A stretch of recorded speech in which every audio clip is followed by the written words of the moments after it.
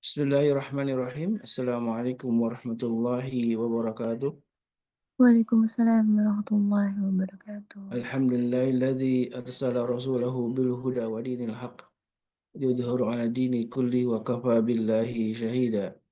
Ashhadu an la ilaha illallah wahdahu la syarika lah wa ashhadu anna Muhammadan abduhu wa rasuluhu la nabiyya wa la rasula ba'dah. Allahumma salli wa sallim wa karim wa barik ala nabina wa syafi'ina wa maulana wa qudwatina wa imamina Muhammad wa ala alihi wa sahbihi wa man ihtada bisunnatihi wa hudahu amma ba'd. Sahabatku jamaah Majelis Keluarga Indonesia yang dirahmati Allah. Alhamdulillah wa syukurlah. Tidak kata yang terus kita ucapkan jelaslah syukur kita atas semua nikmat Allah yang begitu banyak telah Allah limpahkan untuk kita semua. Nikmat yang kita rasakan di hari ini, pagi ini, Allah limpahkan kesehatan untuk kita semua, bersama keluarga kita tentunya, dan juga nikmat iman dan Islam yang paling kita syukuri, karena dengan itulah kita masih bisa menjadi seorang hamba yang terus beribadah kepadanya dan menjalankan sunnah-sunnah dari Nabi kita baginda Rasulullah SAW. Dan tentu salawat dan salam senantiasa kita haturkan kepada Nabi kita baginda Rasulullah yang menjadi suri teladan dalam berbagai hal dalam kehidupan kita, dari mulai keluarga kita, bagaimana Rasulullah telah mencontohkan, memberikan teladan yang mulia terhadap kita, bagaimana membina keluarga kita, dan juga Rasulullah telah mencontohkan banyak hal dalam kehidupan sosial kita. Dan insya Allah di pagi ini, sebagaimana biasa di Ahad kedua, kita selalu membahas sebuah tema yang sangat penting tentang bagaimana ekonomi yang berbasis kepada Al-Quran dan Sunnah Nabi kita baginda Rasulullah. Dan tema tentang wakaf menjadi bagian yang insya Allah akan kita terus dalami, bagaimana wakaf menjadi satu sumber kehidupan, peradaban yang mulia yang sudah dibangun oleh Nabi kita dan para sahabatnya. Dan inilah peradaban atau sumbangsih peradaban Islam terhadap dunia, bagaimana wakaf menjadi bagian yang eh, penting dalam menata kehidupan sosial di masyarakat Muslim. Dan kita lihat bagaimana peradaban Islam sudah mencapai puncaknya, salah satunya ditopang dengan wakaf. Dan wakaf sudah dicontohkan oleh Rasulullah, sebagaimana yang juga sudah dibahas oleh Ustadz Ahmad Hanif dalam episode sebelumnya tentang bagaimana Rasulullah mencontohkan bagaimana pemanfaatan wakaf. Dari mulai Rasulullah membangun eh, Masjid Nabawi, yang itu adalah salah satunya milik, tanahnya awalnya milik dua orang yatim yang kemudian dibeli oleh Rasulullah, dan kemudian Rasulullah mewakafkan tanah ini untuk membangun masjid. Dan kita mengenal juga satu pasar yang disebut dengan Manakhoh, ya. Pasar yang ketika Rasulullah tiba di Yasrib atau Madinah, maka salah satu agenda penting itu adalah membangun perekonomian Islam. Ketika di sana ada pasar Yahudi yang penuh dengan ribawi, maka Rasulullah membangun sebuah pasar sebagai antitesa atau sebagai lawan dari pasar yang memang sangat eksploitatif terhadap para pelaku usaha saat itu. Dan alhamdulillah dengan pasar itulah kemudian Islam bisa berjaya dan bisa mengalahkan dominasi ekonomi dari kaum Yahudi saat itu. Dan inilah pentingnya kita memahami wakaf, ya, karena tanah yang dibangun untuk pasar kaum muslim itu adalah tanah dari wakaf juga.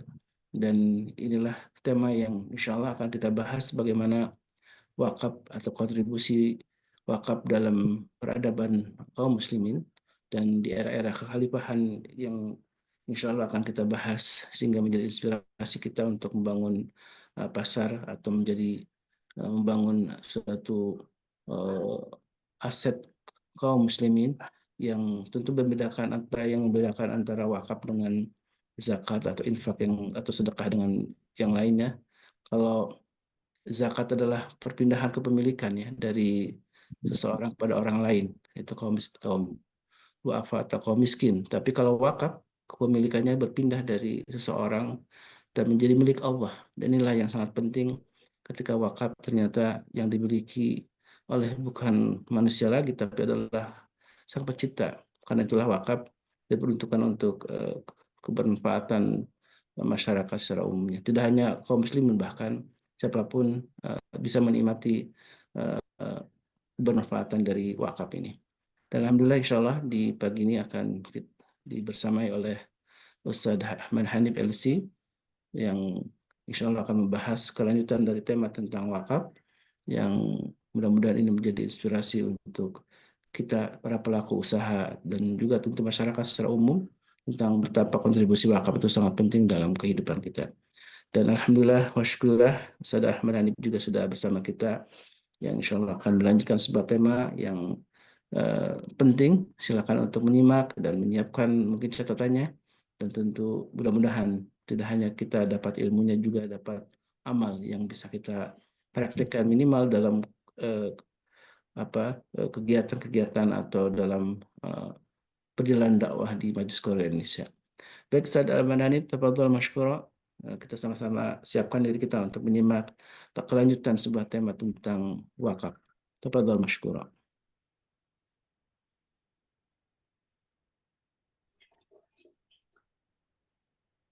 Baik, terima kasih Ustaz Khalis. Bismillahirrahmanirrahim. Assalamualaikum warahmatullahi wabarakatuh. Waalaikumsalam warahmatullahi wabarakatuh. Alhamdulillah rabbil alamin, wassalatu wassalamu ala asyrafil anbiya wal mursalin wa ala alihi wa sahbihi wa man ihtada bihudahu ila yaumiddin. Allahumma la sahla illa ma ja'altahu sahla wa anta taj'alul hazna idza syi'ta sahla. Allahumma inna nas'aluka ilman nafi'a wa rizqan halalan tayyiba wa amalan mutaqabbala. Allahumma amin. Amma ba'd. Alhamdulillah, para hadirin jamaah ayah bunda jamaah MKI yang dirahmati Allah Subhanahu wa taala. Pada pagi hari ini kembali kita bersyukur kehadirat Allah Subhanahu wa taala atas segala nikmat, limpahan karunia, limpahan kasih sayang, dan juga senantiasa nikmat istiqomah, baik itu istiqomah di dalam kebaikan, istiqomah menjadi hamba Allah, dan kemudian juga istiqomah terus belajar, istiqomah terus kemudian memperbaiki diri, salah satunya melalui thalabul ilmi. Nabi Shallallahu Alaihi Wasallam menyampaikan, man yuridillahu bihi khairan yufaqihu fid din. Siapa yang Allah inginkan menjadi baik, maka diberikan pemahaman terkait dengan agamanya. Tentu pemahaman tidak bisa didapat dengan tiba-tiba. Pemahaman tidak bisa didapat dengan begitu saja, tapi suatu pemahaman harus didapat dengan cara belajar, dengan duduk di majelis ilmu seperti ini, dan mudah-mudahan dengan konsistensi ya, bahkan mungkin hampir setiap hari ya kita mengikuti ada kajian-kajian di MKI ini menjadi suatu pertanda ya. Mudah-mudahan kita semua yang hadir, kita semua yang selalu mengikuti, kita semua sudah istiqomah, termasuk memang orang-orang yang diinginkan oleh Allah Subhanahu wa taala untuk istiqomah di dalam kebaikan. Baik, ayah bunda jamaah MKI yang dirahmati Allah, kita akan melanjutkan yang masih tentang wakaf, wabil khusus tentang perkembangan wakaf. Di pertemuan sebelumnya kita sudah membahas bagaimana praktek ya dari wakaf ini di masa turunnya wahyu, di masa ajaran ini mulai disampaikan oleh Nabi SAW, di masa di mana wakaf ini langsung dipraktekkan oleh Nabi kita Muhammad SAW ya, melalui pendapatan-pendapatan atau harta-harta yang beliau dapatkan yang memang sebagai penghasilan beliau, antara lain misalnya bagian beliau dari rampasan perang ya, di mana seperlimanya merupakan hak Allah dan Rasulnya, yang itu kemudian dikelola oleh Nabi SAW. Tapi oleh Nabi, apa yang beliau dapatkan ini kemudian dijadikan sebagai wakaf. Baik ada yang berupa wakaf ahli atau wakaf yang kemudian hasilnya digunakan oleh keluarga beliau, baik istri anak beliau, ataupun wakaf khairi, wakaf yang diperuntukkan untuk kemaslahatan seluruh kaum muslimin, terutama mereka-mereka yang membutuhkan seperti fuqara dan masakin. Ataupun kemudian wakaf yang diberikan oleh beliau melalui harta yang beliau dapatkan melalui cara hibah ya. Jadi memang beberapa orang sahabat itu ada yang menghibahkan atau memberikan hartanya, memberikan asetnya kepada Nabi SAW. Tapi oleh Nabi, harta tersebut kemudian diwakafkan ya. Antara lain seperti yang dilakukan oleh Mukhairik yang sudah kita bahas. Karena Mukhairik ini adalah tadinya yang merupakan seorang Yahudi, tapi kemudian beliau beriman dan meyakini Nabi Muhammad SAW sebagai Nabi yang terakhir, dan kemudian beliau ikut ya berperang membela agama Islam bersama Nabi, yang mana pesannya sebelum perang adalah kalau aku wafat maka hartaku untuk Muhammad. Dan kemudian ternyata memang beliau wafat di perang tersebut, gugur syahid di perang tersebut, yaitu perang Uhud. Dan kemudian hartanya yang berupa 7 bidang kebun itu diberikan kepada Nabi Muhammad, yang kemudian oleh Nabi Muhammad harta tersebut diwakafkan. Begitupun juga dengan wakaf para sahabat. Kita sudah sebut beberapa nama, yang nama-nama ini juga ya, sering disebut sebagai dasar, sebagai landasan ya, salah satunya dalil dalam kita berwakaf. Antara lain yaitu wakafnya Umar bin Khattab, radhiyallahu anhu, kebun atau sebidang tanah yang beliau miliki di Khaybar. Kemudian juga ada wakaf dari Abu Talhah, yang juga tadinya itu adalah wakaf berupa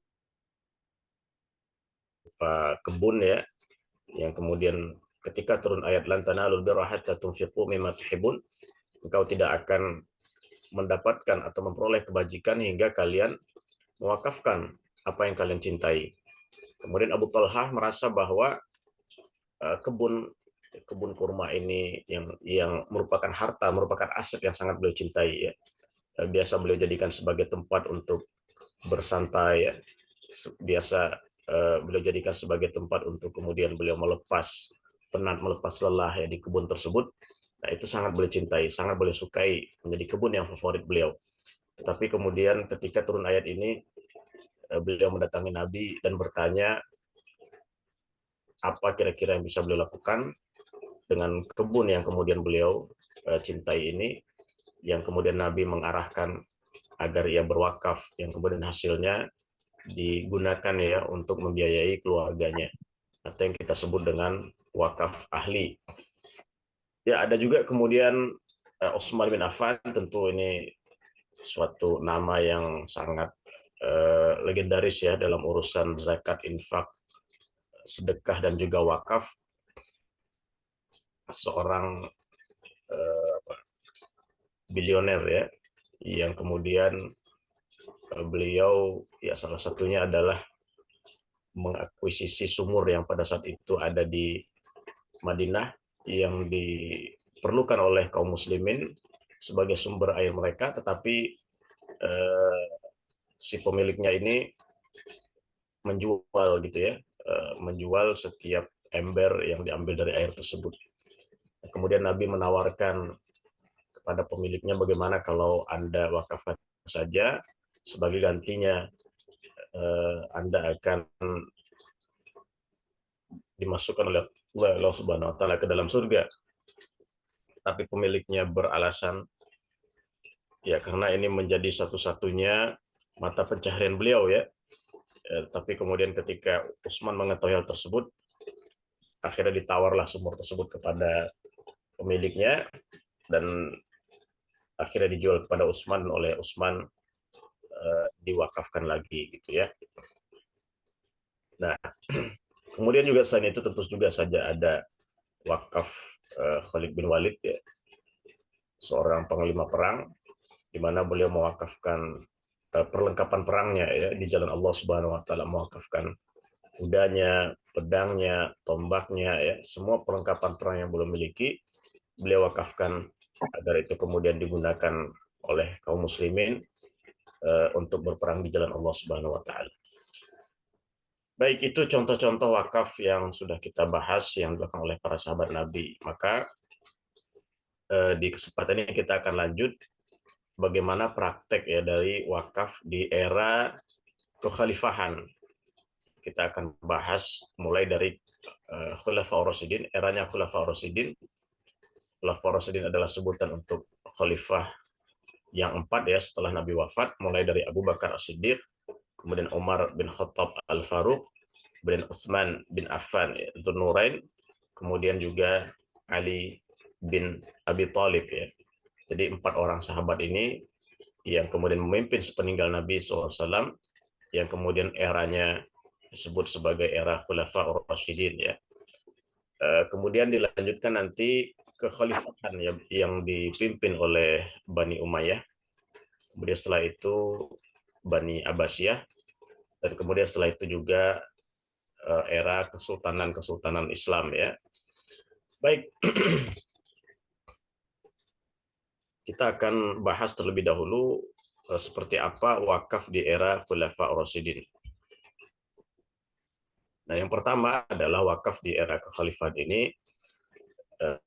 Yang pertama bentuknya atau aset wakaf itu yang berkaitan dengan masjid ya. Masjid. Karena apa ya? Masjid ini kan terkait langsung dengan khalifah. Karena di era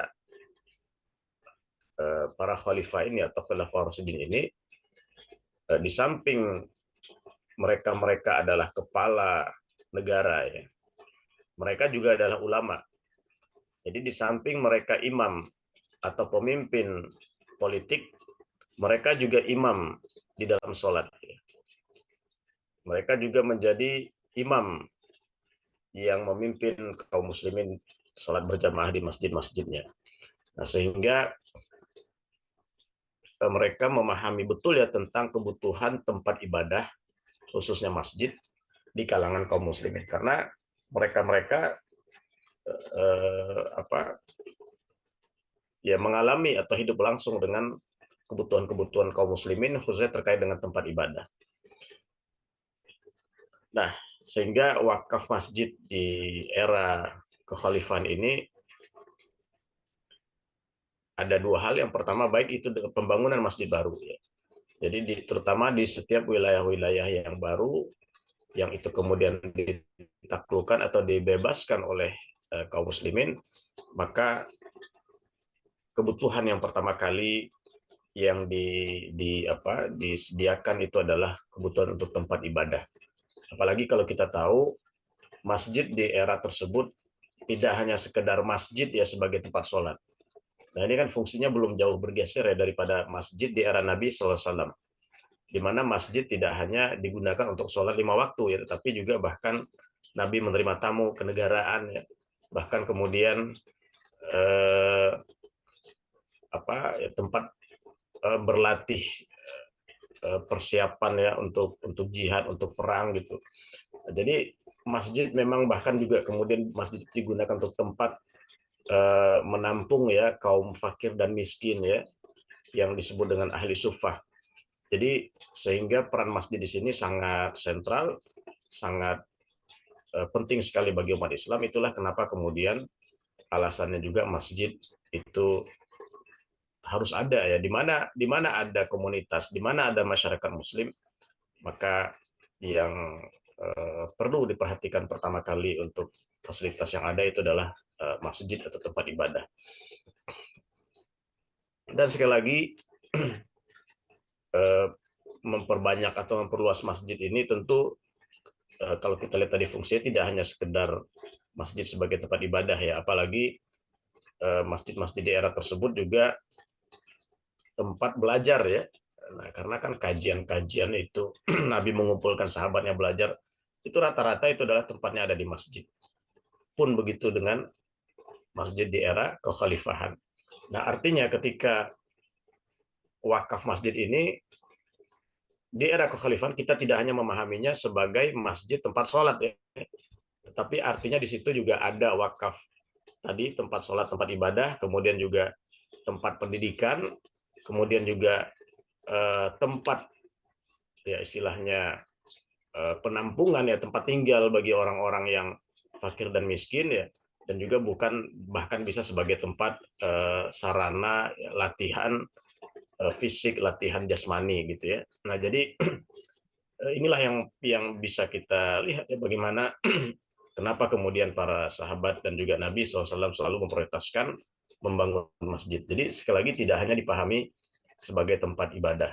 Artinya kalau dalam era sekarang memang betul tempat ibadah itu sangat penting, tapi kita juga jangan lupa bahwa masjid di masa Nabi itu juga ada peran pendidikannya. Artinya kalaupun memang sekarang terpisah ya, berarti kita juga harus pikirkan wakaf untuk dakwah dan pendidikan gitu ya, tidak hanya kemudian wakaf untuk tempat ibadah. Alhamdulillah kalau kita melihat di Indonesia, kebutuhan masjid sebagai tempat ibadah itu relatif cukup gitu ya. Bahkan cenderung ya kalau kita lihat ini, karena masalahnya umat Islam ini kan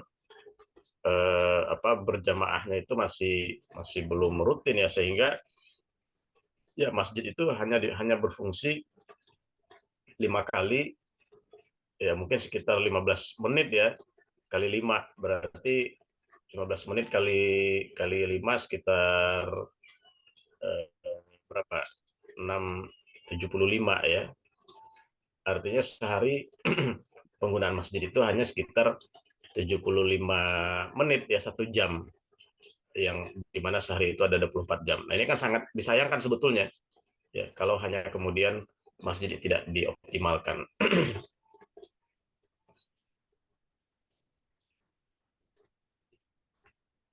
Jadi di samping masjid baru itu juga perluasan masjid lama ya, baik itu Masjidil Haram ataupun Masjid Nabawi. Nah, ini jadi kalau tidak salah itu mulai dari eranya Umar bin Khattab itu sudah mulai ada perluasan Masjid Nabawi khususnya, karena memang Umar melanjutkan dari Abu Bakar dan juga Nabi SAW, beliau memimpin itu dari kota Madinah ya, sehingga Masjid Nabawi otomatis ya menjadi masjid yang mendapat perhatian pertama sekali. Dan ini perluasan Masjid Haram dan Masjid Nabawi ini masih, bahkan sampai hari ini masih terus dilakukan gitu ya.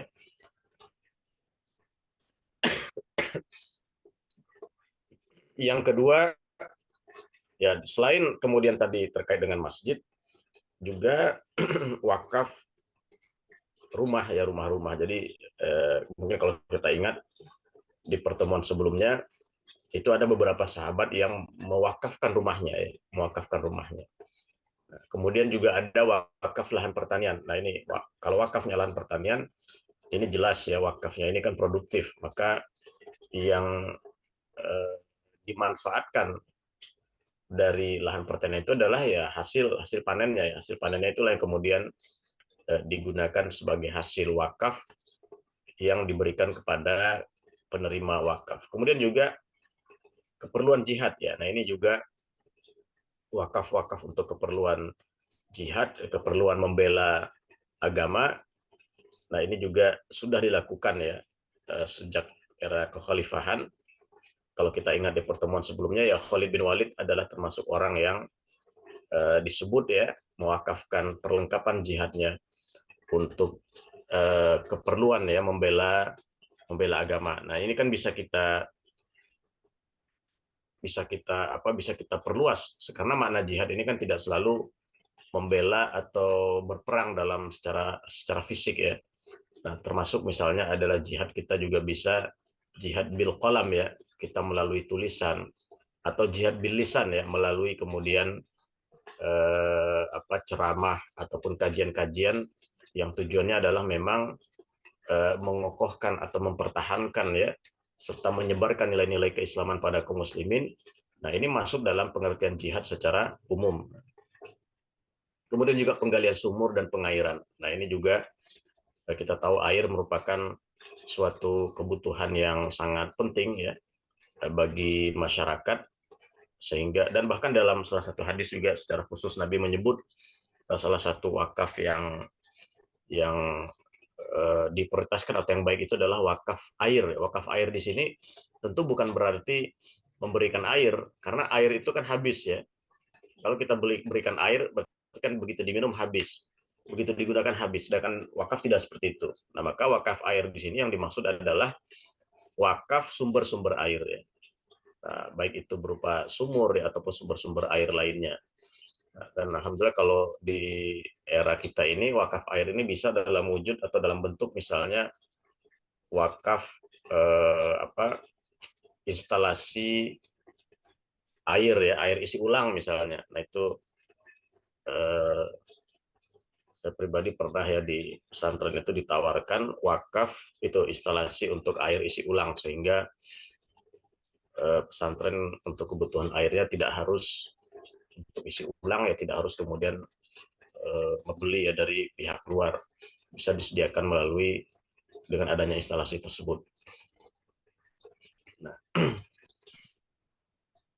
dan bahkan mungkin ini kalau kita luaskan lagi ya, wakaf air ini kalau misalnya hari ini ya pengelolaan air contohnya dengan perusahaan air minum ya. Nah, harusnya kalau itu memang bisa dijadikan dan dikelola sebagai aset wakaf itu tentu sangat luar biasa ya. Nah, kemudian juga, nah di samping tadi perkembangan wakaf, aset-aset yang kita sebutkan tadi, muncul beberapa persoalan ya. Salah satu persoalannya itu adalah mulai ada pihak-pihak yang kemudian melakukan wakaf tetapi dengan tujuan-tujuan yang tidak benar ya, atau dengan tujuan-tujuan yang justru bertentangan dengan tujuan wakaf itu sendiri. Nah, justru dengan tujuan itu kemudian untuk untuk kemudian menutup ya, atau kemudian membatalkan hak orang lain. Nah, ini tidak dibenarkan. Contohnya seperti apa? Contohnya adalah dalam hal wakaf keluarga. Nah, mulai ada pihak-pihak yang melakukan wakaf keluarga itu tujuannya adalah untuk mengurangi hak anggota keluarga lainnya ya, atau bahkan untuk menutup hak anggota keluarga lainnya. Nah, ini justru tidak diperbolehkan gitu ya. Jadi asas wakaf itu sendiri adalah memberikan manfaat seluas-luasnya ya. Nah, ini justru kemudian misalnya keluarga sendiri di baik itu mungkin kerabat maksudnya ya, itu justru ditutup aksesnya. Nah, ini kan tidak benar ya. Nah, ini kemudian disinggung oleh Ibunda Aisyah radhiyallahu anha. Ini seperti orang-orang jahiliyah katanya. Di mana orang-orang jahiliyah itu seperti yang disebut dalam surat Al-An'am ayat 139, wa qalu ma fi butuni hadhil an'ami khalisatun lidzukurina wa muharramun ala azwajina. Di mana orang-orang jahiliyah itu dulu berkata, apa yang ada di perut binatang ternak ini ya, misalnya unta itu kemudian dia hamil gitu ya, maka janinnya tersebut nanti kalau kemudian keluar sebagai anak itu hanya untuk yang laki-laki saja, hanya untuk anak kami yang laki-laki ya, khalisatun lidzukurina wa muharramun ala azwajina, tidak boleh atau haram bagi istri-istri kami. Nah, ini kan praktek kemudian mengada-ngada hukum ya dengan tujuan menutup hak orang lain ya, bahkan kerabat sendiri. Wa yakun maitatan fahum fihi syuraka. Kalau kemudian ternyata hewan yang dilahirkan tersebut mati ya, artinya tidak dalam kondisi hidup, maka boleh dimakan oleh anak laki-laki atau boleh dimakan oleh orang laki-laki ataupun oleh orang perempuan. Nah, jadi praktek wakaf dengan tujuan menutup hak orang lain, kata Ibunda Aisyah radhiyallahu anha, sama seperti praktek orang jahiliyah yang disebut dalam ayat tadi ya. Nah, ini menunjukkan apa? Menunjukkan bahwa wakaf itu kemudian penting ya dijaga tadi. Penting dijaga asasnya, prinsipnya, Dan juga penting dijaga pengelolaannya ya, sehingga tadi tidak pertama secara prinsip itu bukan digunakan untuk menafikan aturan Islam yang lainnya, dan juga kemudian secara pengelolaan itu dapat dilakukan secara amanah dan profesional. Nah, itu secara umum ya bagaimana gambaran wakaf di era Khulafaur Rasyidin. Berikutnya kita masuk ke wakaf di era Bani Umayyah. Bani Umayyah ini lebih kurang ya. Setelah era Khulafaur Rasyidin itu kan memang pemerintahan Islam itu bentuknya itu monarki ya, kerajaan. Kerajaan yang tentu raja-rajanya itu ya berasal dari suku atau keturunan yang sama. Nah, dalam hal ini setelah era Khulafaur Rasyidin itu dipimpin oleh Bani Umayyah dengan khalifah pertamanya Muawiyah bin Abi Sufyan yang juga masih merupakan sahabat Nabi Shallallahu Alaihi Wasallam ya. Nah, kemudian Bani Umayyah memimpin hampir 100 tahun ya, hampir 1 abad. Apa saja perkembangan wakaf di era Bani Umayyah ini? Tentu yang pertama, di era Bani Umayyah ini perekonomian semakin berkembang ya. Baik, ini mungkin kita tampilkan.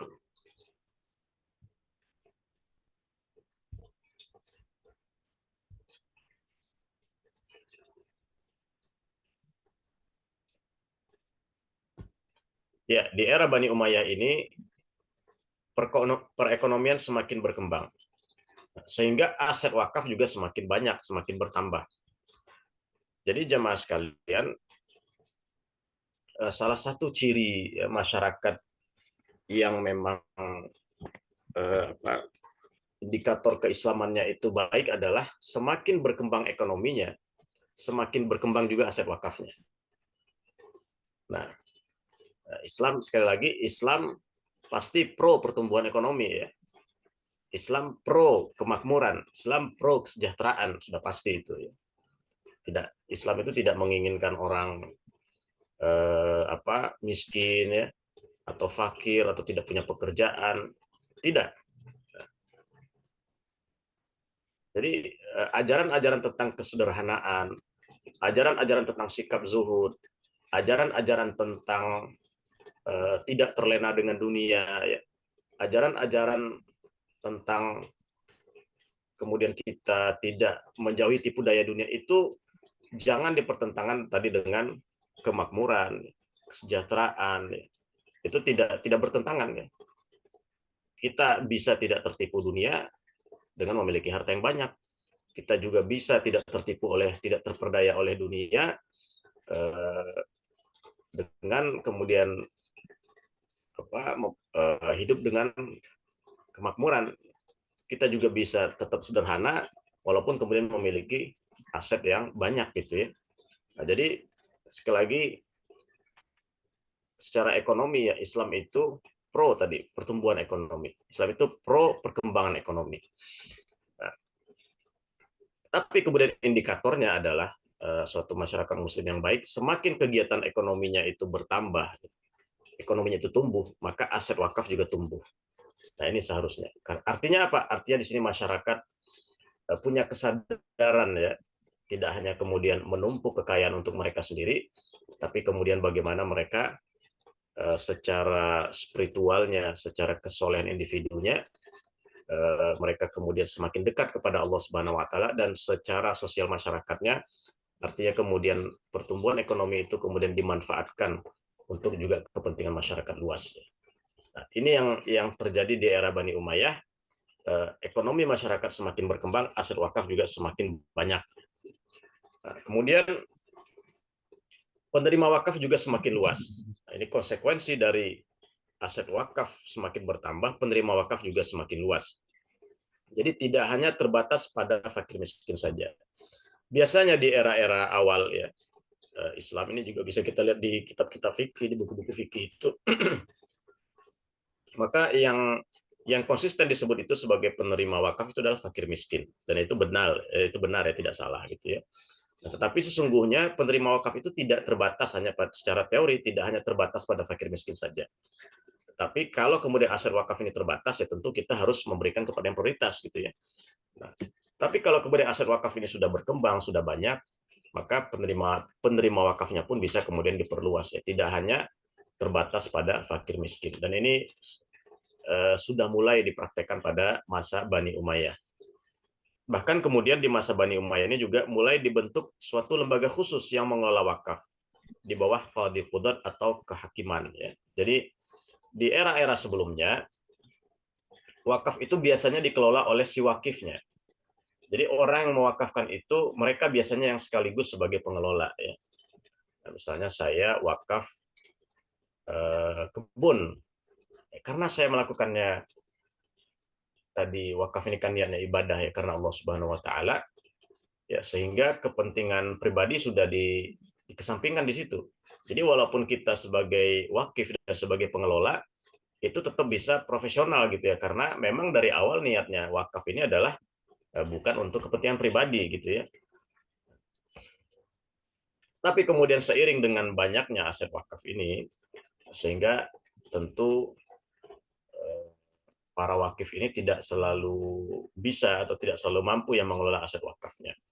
Sehingga muncullah dibentuklah lembaga khusus yang mengelola wakaf di bawah qadhi qudat. Qadhi qudat ini ya kalau hari ini semacam hakim agung gitu ya, semacam kehakiman. Itu secara umum ya bagaimana perkembangan wakaf di eranya Bani Umayyah. Singkat saja. Kemudian kita lanjut ke era Bani Abbasiyah. Nah, Bani Abbasiyah ini juga kepemimpinan politik kaum muslimin ya setelah Bani Umayyah dilanjutkan oleh Bani Abbasiyah. Bani Abbasiyah ini keturunan dari Abbas ya. Abbas ini kan merupakan paman Nabi SAW yang kemudian keturunan-keturunannya itu sebagai pendiri dinasti atau Bani Abbasiyah ini. Secara periode Bani Abbasiyah ini cukup panjang, yaitu sekitar hampir 6 abad ya, 600 tahun. Tetapi kemudian secara umum oleh para ahli sejarah periode Bani Abbasiyah ini dibagi 3. Periode pertama, periode kedua, dan periode ketiga. Periode pertama ini adalah periode yang mungkin sekitar 1 abad ya, 1 sampai 2 abad. Ini periode Bani Abbasiyah ini masih menjadi pemimpin politik tunggal ya di wilayah, hampir di seluruh wilayah kaum muslimin. Kemudian pada periode ini juga pemimpin-pemimpinnya merupakan pemimpin-pemimpin yang kuat ya. Nah, itu periode yang pertama.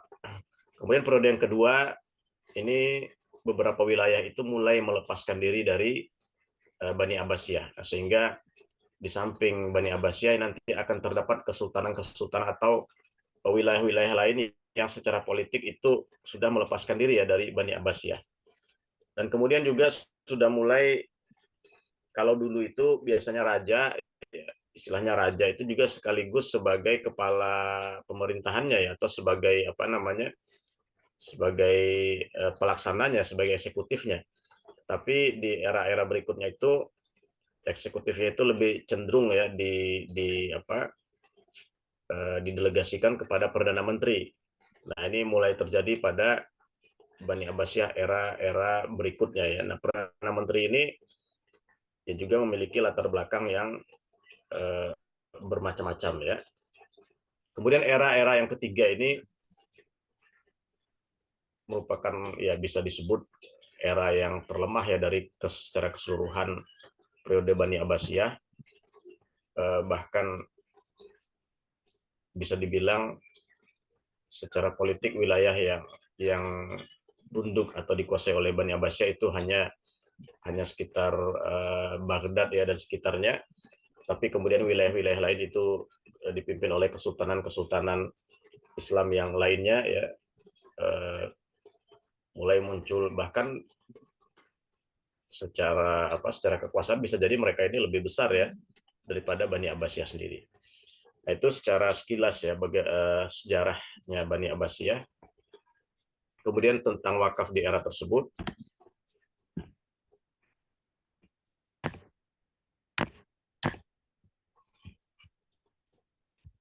Nah, pada era ini wakaf juga semakin berkembang, bahkan kemudian wakaf juga diperuntukkan untuk membangun perpustakaan ya, kemudian juga rumah sakit, kemudian juga tempat tinggal untuk fakir miskin. Nah ini menarik ya.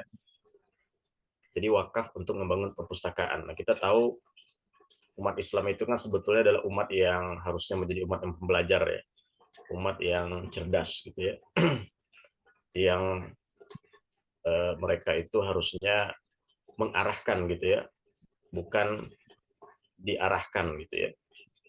Nilai-nilainya itu harusnya kemudian diikuti ya, bukan kita mengikuti nilai-nilai yang lain gitu. Nah salah satunya itu adalah ya sarana untuk kemudian belajar itu kan ada pada literatur ya, ada pada pada pada perpustakaan. Nah ini kemudian menjadi sangat penting. Ya hari ini bisa kita terjemahkan dalam bentuk yang lain ya, apalagi hari ini kita dengan sarana belajar tidak hanya buku, tapi melalui platform digital misalnya, ya bisa saja itu kemudian ini mungkin sekedar sekedar pemikiran saja ya, bisa saja ya barangkali umat Islam memiliki suatu platform untuk belajar yang itu didanai dengan aset wakaf misalnya gitu ya. Baik itu buku dalam bentuk digitalnya ataupun audionya ataupun videonya gitu ya. Nah, bahkan mungkin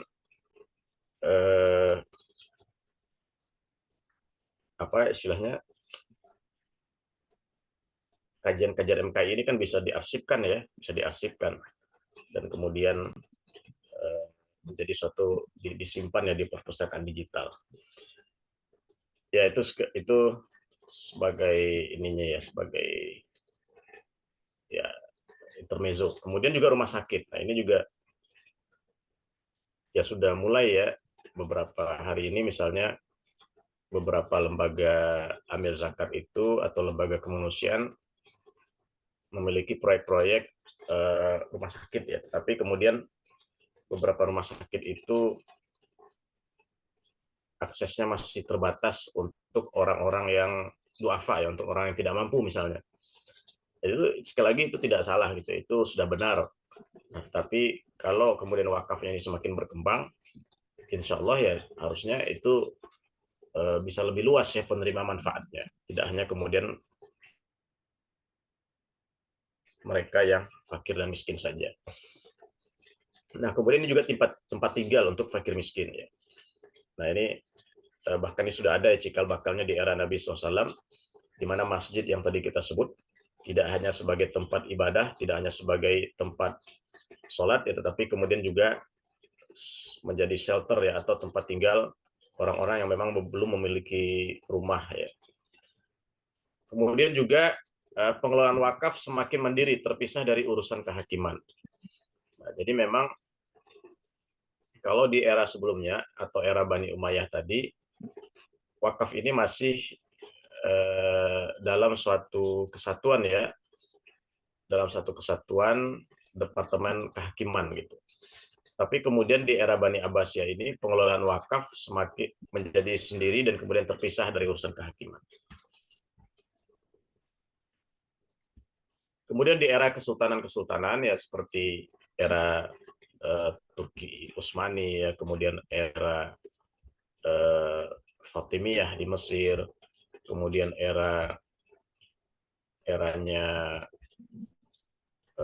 Syafawi ya di Persia, kemudian dan juga di berbagai kesultanan Islam lainnya, secara umum pengelolaan wakaf tetap ya profesional, melanjutkan dari era-era sebelumnya, secara penerima juga semakin luas, tetapi kemudian muncul ya masalah-masalah terkait wakaf, khususnya terkait dengan kepemilikan.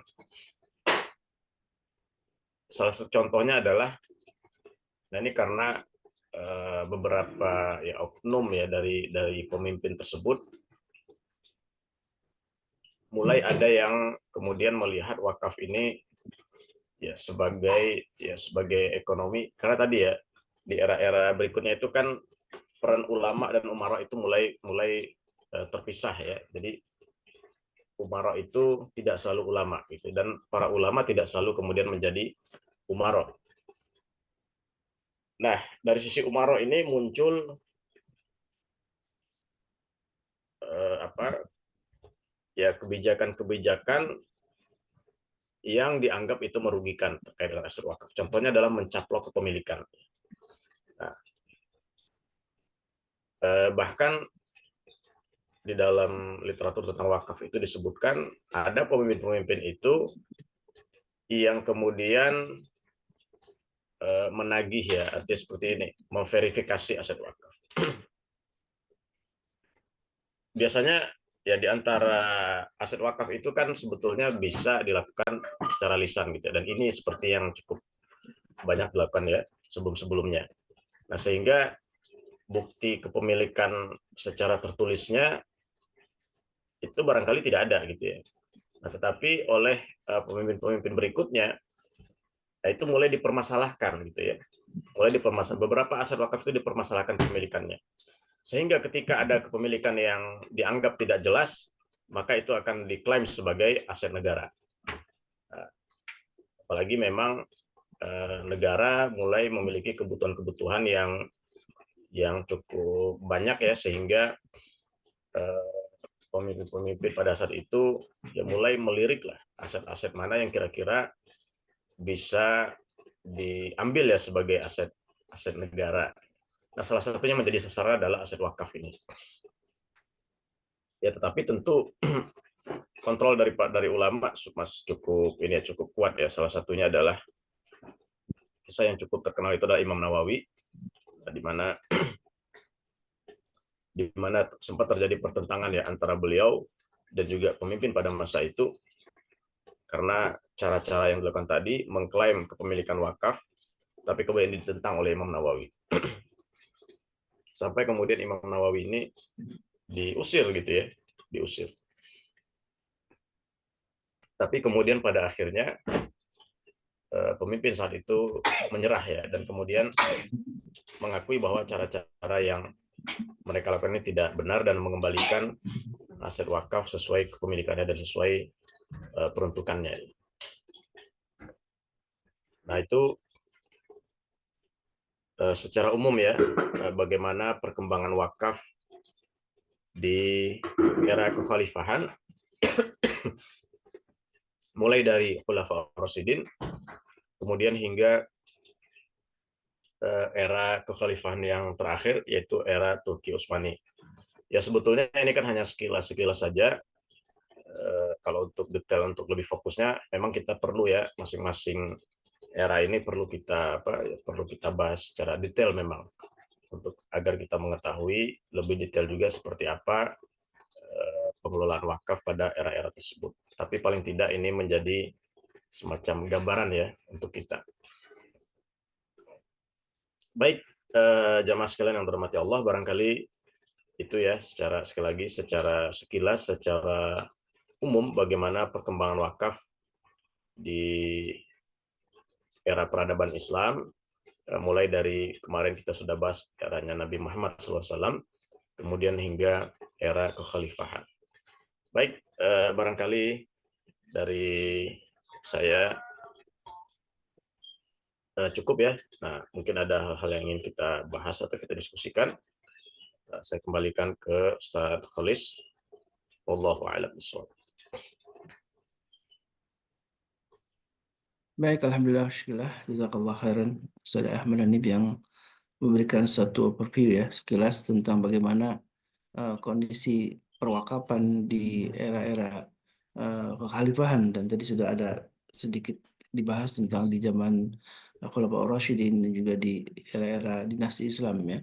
Bahkan sudah masuk ke wilayah-wilayah yang sudah menjadi wakaf profesional, wakaf-wakaf produktif ya di era-era Turki Utsmani, dan kita tahu di era-era peradaban Islam yang puncaknya mungkin di era Abbasiyah maupun juga di era Turki Andalusia ya, ketika Kesultanan Andalus itu mungkin banyak sekali perguruan tinggi yang memang didanai dari basisnya wakaf, dan yang menikmati bukan hanya orang Islam, bahkan orang Kristen pun yang eh, mereka banyak yang datang ke Cordova waktu itu ya, khusus Cordova untuk belajar. Dan puncaknya memang kalau saya baca beberapa literatur, ternyata beberapa kampus universitas seperti Harvard, Oxford, Cambridge itu kan memang didanai dari dana endowment ya, dana wakaf dalam Islam. Dan mereka sesungguh ternyata kalau saya baca terinspirasi dari wakaf-wakaf yang memang berkembang di era kekhalifahan Islam.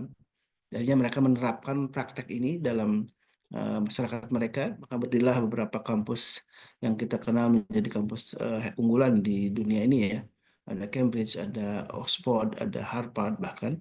Yang itulah sesungguhnya mm, keberadaan kampus-kampus terkemuka itu adalah berawal dari inspirasi dari umat Islam.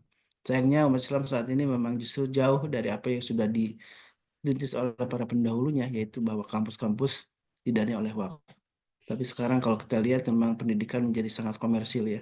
Pendidikan penuh dengan komersialisasi, kemudian rumah sakit juga waktu era kekhalifahan Islam justru malah rumah sakit itu menjadi yang namanya Bimaristan itu adalah juga didanai oleh wakaf.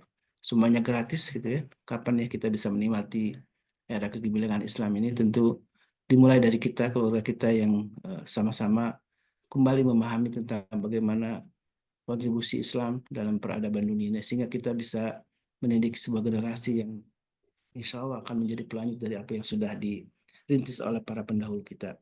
Baik, jamaah yang Allah, masih ada waktu kita untuk bertanya. Barangkali ada hal-hal yang perlu didiskusikan, atau mungkin juga ada yang sharing dari jamaah, silakan. Dan tentang pentingnya wakaf ini memang tadi karena memang perintah dari Allah Subhanahu Wa Taala ya, dan juga hadis Rasulullah SAW tentang kita coba mengulangi kembali apa yang sudah disampaikan oleh Ustaz Ahmad Hanif tentang hadis dari riwayat Muslim ya, tentang ada 3 hal yang terus abadi hingga akhirat kelak ketika kita berada dalam alam kubur. Salah satunya adalah amal-amal yang disebut dalam hadis Nabi, yaitu sedekah jariah yang akan abadi. Semua amal dalam hadis disebutkan akan terputus kecuali ada 3 amal, yaitu adalah yang pertama adalah sedekah jariah, dan menurut para ulama yang disebut dengan sedekah jariah ini adalah wakaf gitu ya.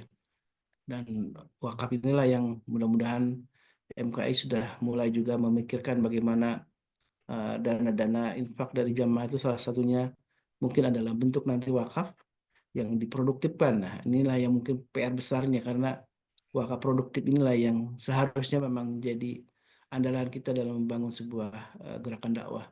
Jangan sampai memang gerakan dakwah itu tidak punya sumber pendanaan dari aset-aset yang produktif.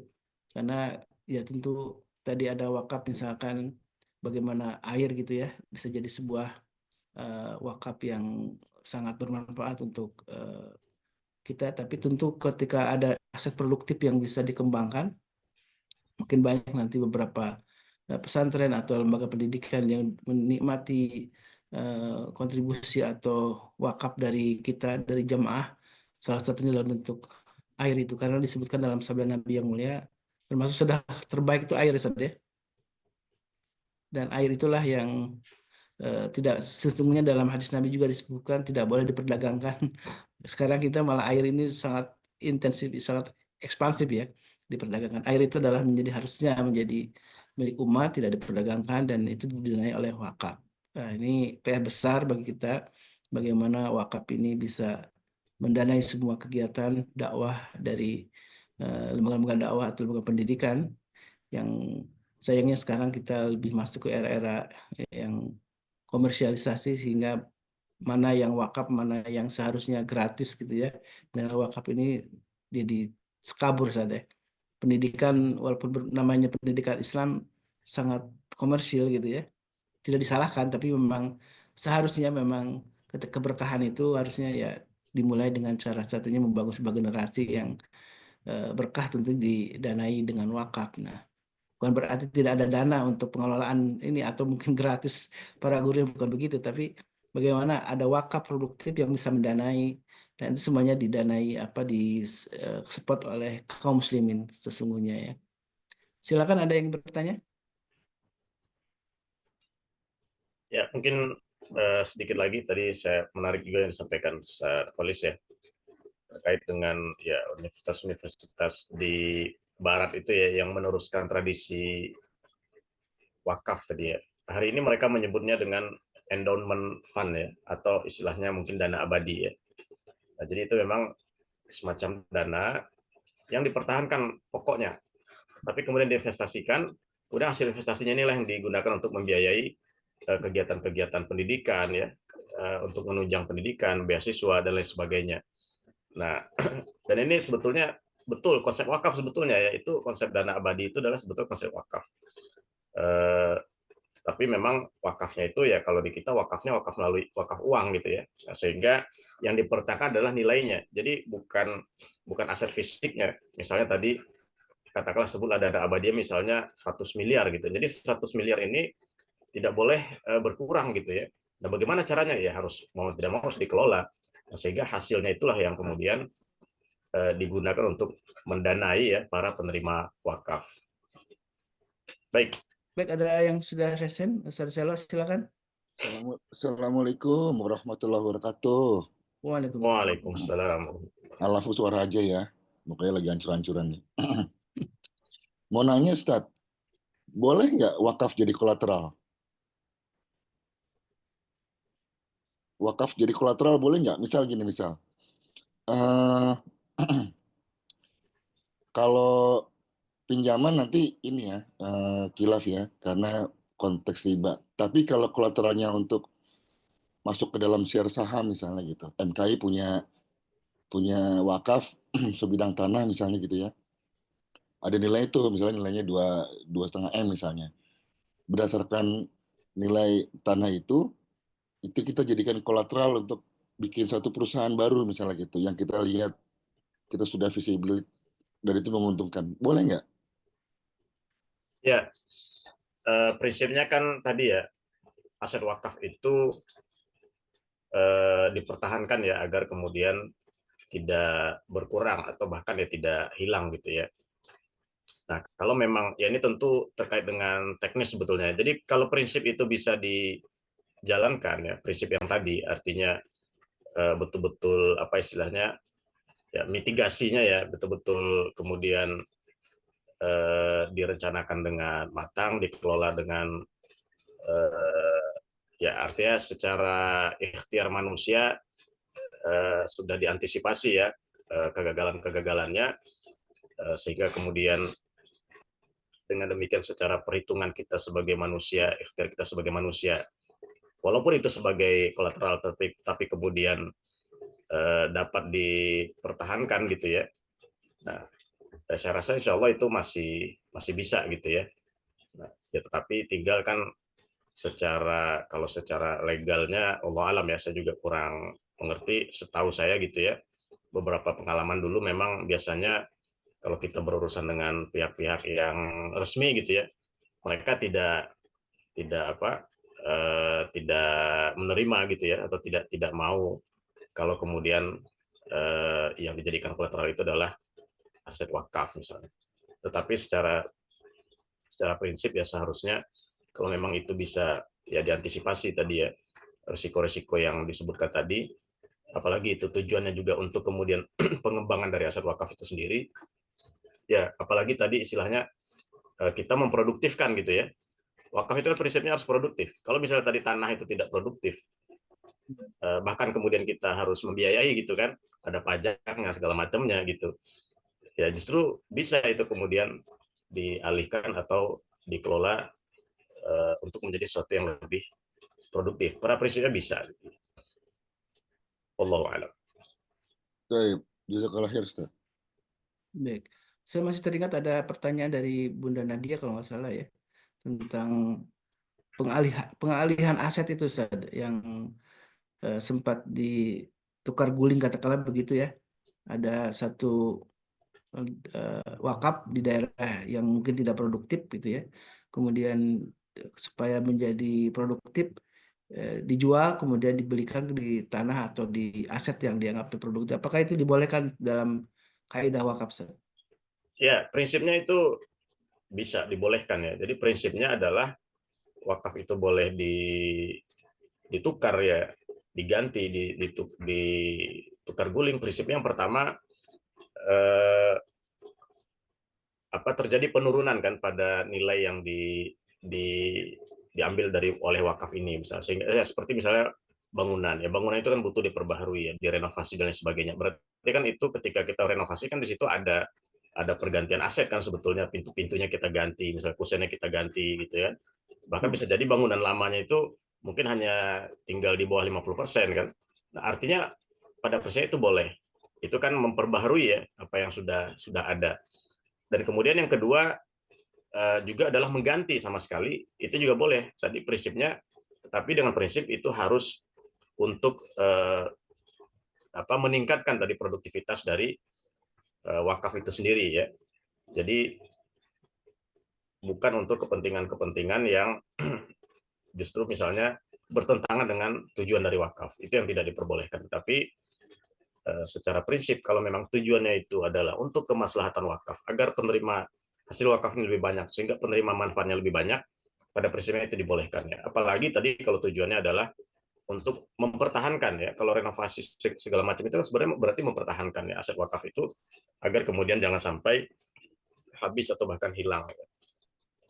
Nah, jadi ada tujuan dua yang dibolehkan. Yang pertama mempertahankan yang lama, yang kedua memproduktifkan ya, memproduktifkan yang lama. Nah, itu prinsipnya boleh, tetapi kemudian ya sekali lagi ini untuk pelaksanaannya tentu ya butuh ya pengelola yang tadi betul-betul amanah dan profesional, sehingga jangan sampai niat baik ya berdasarkan prinsip yang dibolehkan tadi ternyata kemudian salah langkah atau salah kelola, sehingga justru aset wakafnya menjadi berkurang atau bahkan hilang ya.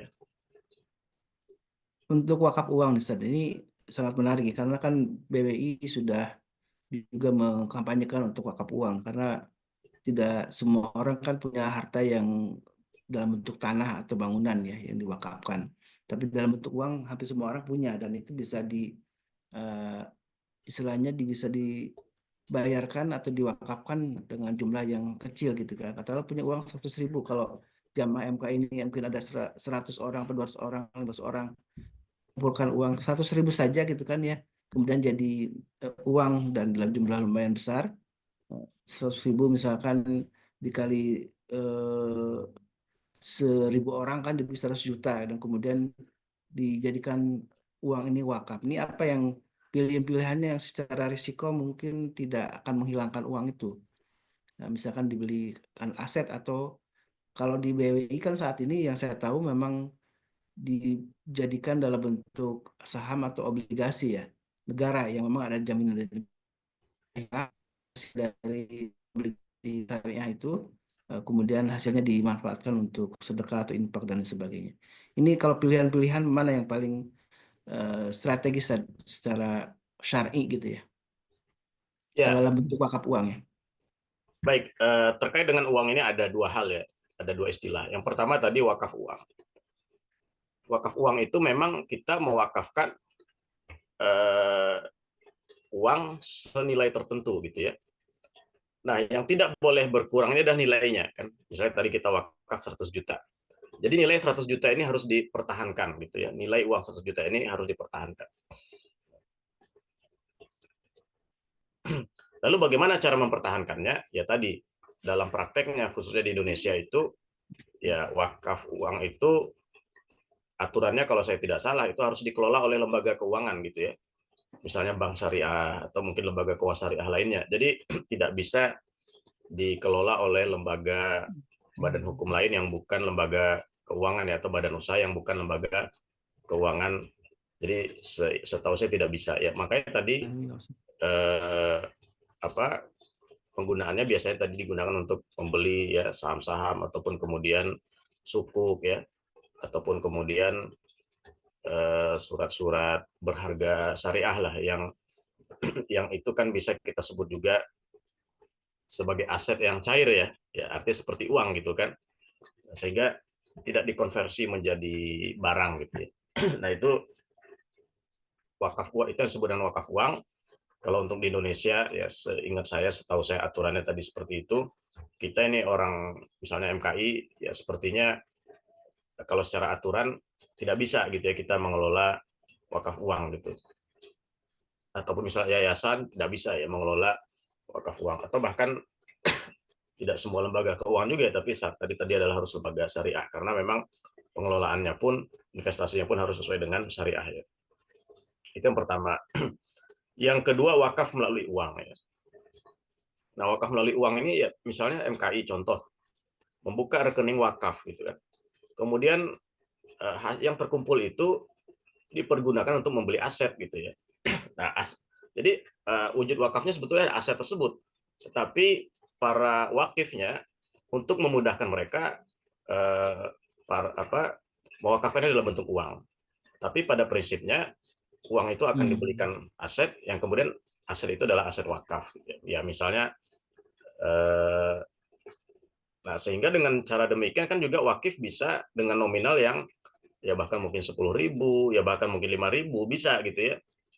Misalnya tadi MKI butuh ini kan ada program khitan gitu ya. Di situ MKI misalnya butuh peralatan, perlengkapan.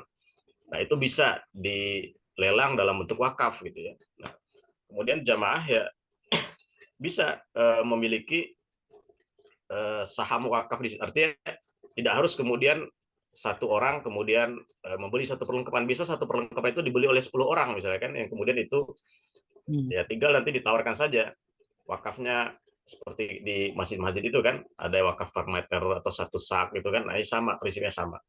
Jadi walaupun kadang-kadang itu disebut sedekah, tapi kalau kemudian digunakan untuk sesuatu yang aset tetap seperti tadi, itu prinsipnya adalah wakaf gitu ya. Nah itu wakaf melalui uang. Prinsipnya mirip dengan wakaf uang tadi, itu kita bisa wakaf dengan nominal berapapun gitu kan. Jadi tidak harus kemudian kita menunggu memiliki uang yang banyak ya atau tanah yang cukup untuk membeli tanah, tidak ya, tapi bahkan kita tadi bisa misalnya dengan 10.000, dengan 50.000, dengan 100.000 ya, itu bisa yang kemudian urunan dan kemudian dibelikan melalui aset wakaf. Ya, tentu mana yang lebih, yang kalau secara aturan tadi ya wakaf uang mungkin agak sangat terbatas, tapi wakaf melalui uang ini sangat bisa ya, sangat bisa kemudian dilakukan dan dikembangkan ya. Dan bahkan ini sangat dibutuhkan seharusnya gitu ya wakaf melalui uang ini. Dan ini mempermudah sekali tentu bagi orang-orang yang ingin berwakaf, baik memudahkan secara nominal ataupun memudahkan secara teknisnya ya. Tinggal kalau uang kan tinggal hari ini tinggal transfer dan lain sebagainya. Allahu a'lam. Baik. Masih ada jamaah yang ingin bertanya? Ya, sebagai penutup mungkin pertanyaan dari saya Ustaz nih. Kan ada yang bertanya soal wakaf dalam bentuk asuransi gitu ya. Karena nih wakaf dalam bentuk asuransi ini apa namanya? Jadi jamaah, bukan jamaah ya, kita misalkan dalam bentuk asuransi ya, membayar sejumlah uang gitu ya untuk masa asuransi 10 tahun katakan begitu. Dan ketika ada meninggal maka kan itu kalau dalam asuransi gitu ya, produk asuransi sebenarnya modalnya sama ya. Ketika konsepnya baru kan, ketika misalkan dalam sebelum masa asuransi itu meninggal, yang bersangkutan tetap biaya pertanggungjawaban dibayarkan, dan itu di awal sudah diakarkan menjadi sebuah asuransi. Itu gimana, Ustaz? Ya, kalau kita lihat apa istilahnya konstruksinya di situ kan berarti ada yang membayar premi gitu ya. Membayar premi ini meniatkan itu mungkin sebagai wakaf gitu ya. Kemudian ada pihak asuransi ya yang kemudian mengelola dana tersebut. Nah, kalau kita bicara asuransi yang sesuai dengan syariah adalah tadi ya, dana premi yang diberikan itu kan sebetulnya adalah sifatnya tabaruk ya. Sifatnya tabaruk yang kemudian itulah yang nanti kemudian dibagikan kalau ada klaim gitu ya. Nah, ya sebetulnya wallahu alam, tapi kalau saya sih melihatnya itu tidak termasuk wakaf gitu. Tapi itu bisa sebagai salah satu bentuk sedekah ya, sebagai salah satu bentuk sedekah. Tapi tidak termasuk wakaf. Apalagi kan di situ nanti kepemilikannya kan kepemilikan ada pihak asuransi di situ yang memang dia mengelolanya secara bisnis gitu ya, dan memang tidak terikat dengan ketentuan wakaf gitu ya. Nah, sehingga sekali lagi ya tidak disebut wakaf, kecuali memang dari pihak asuransinya itu ya membuat suatu ketentuan bahwa dana tabaru ini diperlakukan sebagai wakaf gitu ya. Itu bisa sepertinya ya. Tapi secara aturan apakah bisa atau enggak, tapi secara prinsip bisa saja itu kalau memang lembaga asuransi atau pihak asuransinya itu mengelola itu diperlakukan sebagai wakaf ya, atau tadi dalam dana abadi yang bahasa endowment fund, itu bisa sebetulnya secara prinsip. Tetapi kan prakteknya hari ini ya setahu saya itu asuransi itu kan tidak seperti itu ya, mereka lembaga bisnis, meskipun itu syariah mereka lembaga bisnis yang biasanya dimiliki oleh oleh badan usaha gitu ya, entah itu milik pemerintah ataupun swasta, yang tujuannya adalah bisnis ya, yang namanya bisnis keuntungannya untuk si pemilik usaha biasanya gitu ya. Nah, sehingga tidak masuk dalam kategori wakaf. Tapi pada prinsipnya sekali lagi, kalau memang si pengelola itu meniatkan itu atau bahkan membuat dalam ketentuannya itu dikelola sebagai wakaf, pada prinsipnya bisa. Dan kemudian pembayar premi itu, dana yang premi yang dibayarkan itu juga bisa kemudian diperlukan sebagai wakaf. Jadi istilahnya ada kaitan ya antara pihak pengelola asuransinya dengan pembayar preminya. Jadi seperti itu, tidak bisa hanya kemudian pembayar preminya meniatkan wakaf sementara di pengelolaannya tidak gitu kan. Nah, kalau mau harus terjadi kesinambungan tadi antara pengelola asuransi dengan pihak pembayar preminya. Wallahu a'lam. Baik, alhamdulillah. Mudah-mudahan ini informasi penjelasan yang bermanfaat untuk kita semua, kajian yang memantik bagaimana kita bisa memberikan harta terbaik kita untuk bekal kita di akhirat, karena salah satu sedekah jariyah itu wakaf menjadi amal yang akan kita nikmati walaupun kita sudah meninggal, dan kita harus siap-siap ya mulai menyiapkan harta yang kita miliki, dan salah satunya adalah untuk wakaf kita. Dan mudah-mudahan Allah Subhanahu wa taala istiqomahkan kita dalam kebaikan dan terus menjadi orang-orang yang melaksanakan amal soleh, istiqomah, dan orang yang terus istiqomah disebutkan dalam sabda Nabi yang mulia termasuk orang-orang yang Allah cintai. Baik, jazakumullah, alhamdulillah wa syukurillah, kita sudah menuntaskan kajian tentang wakaf dan masih ada pembahasan penting ya tentang wakaf itu. Mudah-mudahan kita masih dimampukan oleh Allah untuk tetap mengikuti kajian tentang wakaf di episode berikutnya. Dan kita tutup dengan doa kafaratul majlis. Subhanakallahumma wa bihamdika asyhadu an la ilaha illa anta astaghfiruka wa atubu ilaik. Alhamdulillah hadana wa iyyakum. Assalamualaikum warahmatullahi wabarakatuh. Waalaikumsalam warahmatullahi wabarakatuh. اللهم ارحمنا بالقرآن واجعله لنا إماما ونورا وهدى ورحمة. اللهم ذكرنا منه ما نسينا وعلمنا منه ما جهلنا وارزقنا تلاوته آناء الليل وأطراف النهار واجعله لنا حجة يا رب العالمين.